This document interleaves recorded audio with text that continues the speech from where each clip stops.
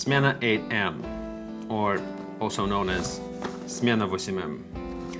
This is one of the most iconic Soviet cameras. It's a symbol of Soviet camera industry. It holds a Guinness Record for the most amount of copies produced, over 21 million copies. It was pretty much in every single family, and it wasn't mine. It was my first camera, which my uncle gave to me right after I started school. It was sometime late 80s, I think. It's not exactly that camera that I had. This one I got on eBay recently. But after over 30 years, I decided to, give it a try, take a look what it is. So I completely forgot how it operates. It's a fully mechanical camera, which is designed for amateurs, but it's apparently actually quite capable. So let's open it up and take a look. So what do we have? We have a manual. All right, there you go. It's a manual. It's actually not in a bad condition. Yeah, it has all the instructions. It's a little bit. Have to be careful with it. Oh, cool. It explains how to load film. Oh yeah, I forgot about that. You need if you want to load it, you need an extra spool. You need an empty spool if you want to load it. I'll see. Okay. So here's the example how the film is supposed to be loaded in it. You need an extra spool, which is kind of uncommon for 35mm cameras. Okay, we'll see. All right, there you go. Yeah, it came in that case where it's screwed on that case. It's basically connected to that case with a screw. It's a very cheap kind of simulation of the leather. What do you expect from Lomo? Lomo is a producer. It was a Leningrad optics manufacturer. Very popular manufacturer of cameras in Leningrad, now known as St. Petersburg. And let's take a look at that. Yeah, here it is. It's very small. It's a very compact camera. It weighs 280 grams, which is around 0.61 pounds. So it's super light. Let's take it out of the case.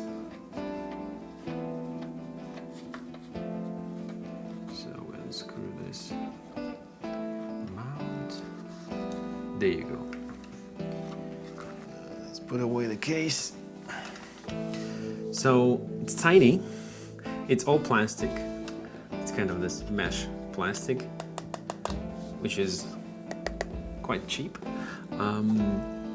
It has aluminum plate and aluminum lens. The lens is not changeable, it's fixed lens. So it's a scale focus, which means that you have like a ranges where you're focusing. And here on the lens, you have labels showing you kind of meters and approximately what are you supposed to be shooting with it. So this is the portrait, for example, and you align it with that arrow. So you'll be shooting portrait. There's two people, so you'll be shooting like portraits of two people. It's 2 meters, 3 meters, then multiple people. And here's the landscape when you're shooting trees with a building, apparently. And so it's over 8 meters, like 10 meters, I guess, maybe more. And then here's the infinity. So like here you are rotating, and against the arrow you're choosing how many meters you are focusing, how far away you're focusing.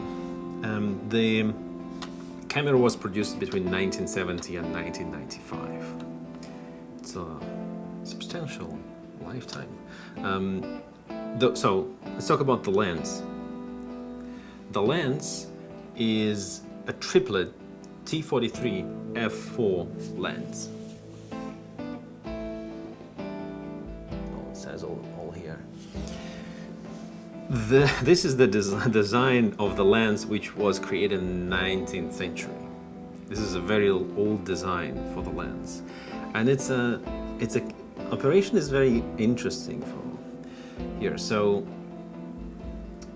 we have this rotary kind of rotation dial, like this dial in the middle, which has two red dots, and you can rotate it to choose your aperture or ISO, which is quirky. So since it was designed for amateurs, if you don't understand aperture and shutter speed, and which I didn't, I got it again as a small child. I had zero clue about the mechanics and the, you know, how to actually make photos and what is shutter speed and what is aperture. So they designed it that way that if you don't know what you're doing, you can basically just select the ISO of your film. So let's say like we had either 250 or 125 film. So you can see here that one red dot is pointing to the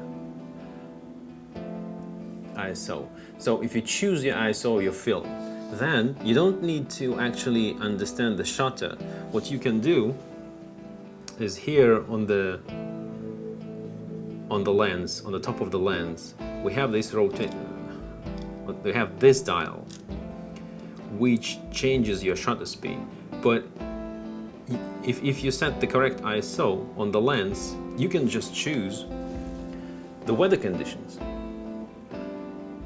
And if you choose the correct weather conditions and the correct ISO of your film, you're good to go. You don't need to know what exactly, you don't need a light meter, you don't need to know what is exactly the aperture and the shutter speed. But if you know what you're doing, you can actually set the exact aperture what you want. So the second red dot in the bottom and the red numbers here, they are the apertures. So you can set the aperture. If you have a light meter, you say, okay, I want f8, you can set f8.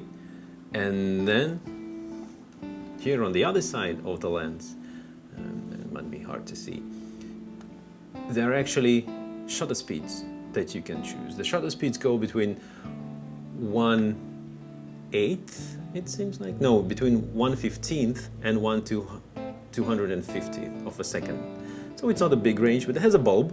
So yeah, you can go above 250. You can go, a long exposure. So you can operate it as a professional. You can set the exact aperture and exact shutter speed, and yeah, it's quite capable in that regards. So the viewfinder is just the see-through. There's nothing there. There's obviously no parallax correction or no other information in the viewfinder. It's just a glass with see-through, which gives you some idea of the framing. Yeah, it has a cold shoe, obviously. The shutter release button, you can use the remote shutter release. Cold shoe. And the rewind. On the back of the camera, what do we have? We have the rewinder, film rewinder with the exposure counter. And we have, yeah, no, I think that was the rewinder. Yeah, that's the rewinder when you rewind to the next exposure, and this is the counter, which is supposed to be rotated at some point, maybe to reset it. So when you open it, it doesn't reset automatically, the counter. You need to actually, turn it and set it to 0 yourself manually. It's very simple camera. It's very basic. Yeah, and when you're done, you can rewind back with that. control. So let's open it up. It opens on the side. You just pull it down and open it up. Oh, I am lucky. I have an empty spool.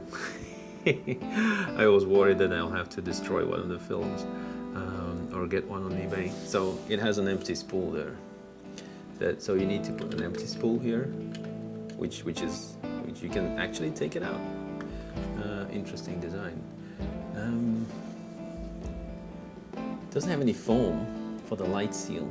Oh no, it has some on the side. Okay. The foam is gummy. Yeah, might have light leaks.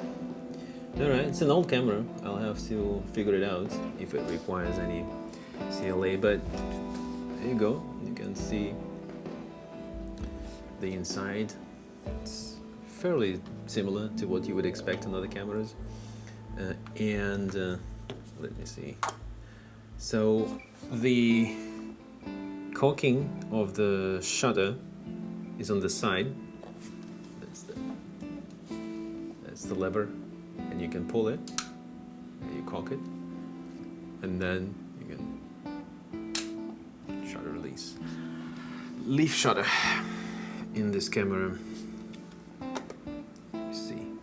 Let's put it to 120th of a second. Look at that. Seems to be working. Let's put 1/15th.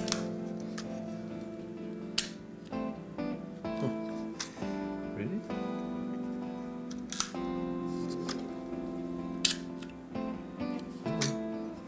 That looks about right. Let's see how it works.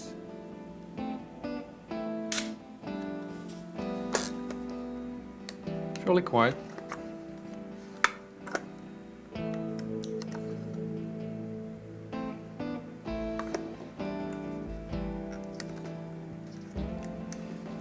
Interesting.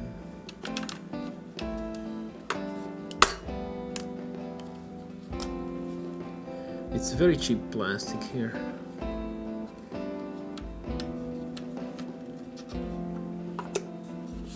Interesting. Okay. Yeah, you need to. Yeah, when you're closing it, you actually have to. Like, it doesn't close. You need to pull the lever, and then it closes. Yeah, it's very primitive, but I'm curious to take it for a spin and give it a try. You know, I don't even know like what kind of film I'll load in it. Maybe black and white. We'll see. But I'll take it for the shoot, and I'll see how it works. So subscribe to the channel if you want to see the next video where I take it for a photo shoot. If you want to see the experience of the camera made in USSR, the most mass-produced camera in the world. Smena AM. All right, stay tuned, folks. There you go.